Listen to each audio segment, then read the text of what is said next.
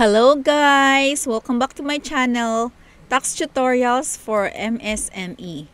September 10, 2025. Ngayon po ang deadline ng filing and payment of monthly remittance return of creditable income taxes withheld expanded. Paano kung walang binayarang rent at walang withholding taxes? Ano po ang gagawin? Kailangan pa rin pong mag-file kahit wala pong withholding tax.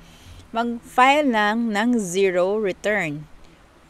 No transaction return. So, ito yung papakita ko sa inyo.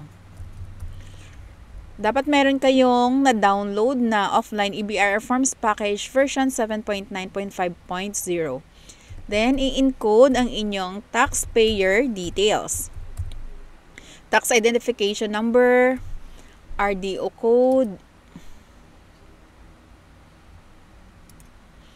a line of business, taxpayer name, last name, first name, middle name. Yan yung format. Kapag non-individual naman ay ang corporate name. Registered address, zip code,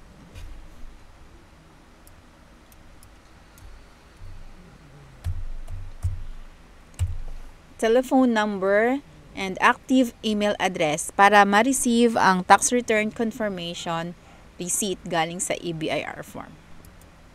Dito sa list of form, select 0619E.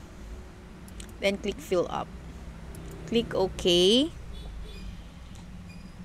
Ang return period natin ngayon ay August 2025.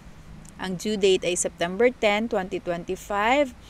Any taxes withheld? No. Then, category of withholding agent, private. Yan lang ang fill upan.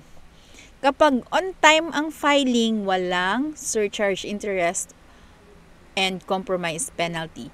Pero if ever na na-late kayo nag-file, pwede kayong maglagay dito ng compromise penalty na 1,000 pesos, then yan na lang yung bayaran online.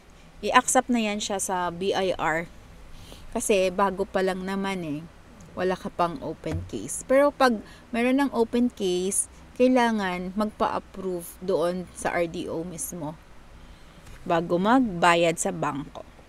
Ito yung sinasabi ko kapag wala pang na-generate ng open case.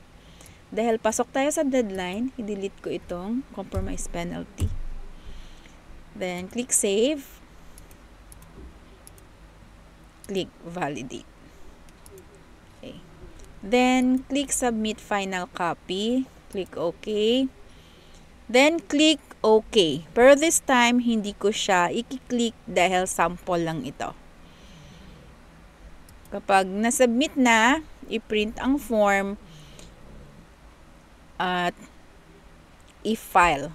If ever na dumating yung time na magkaroon ng open case sa BIR, ipakita lang ang printed form at saka yung tax return receipt confirmation na matatanggap sa email kapag nasubmit na online.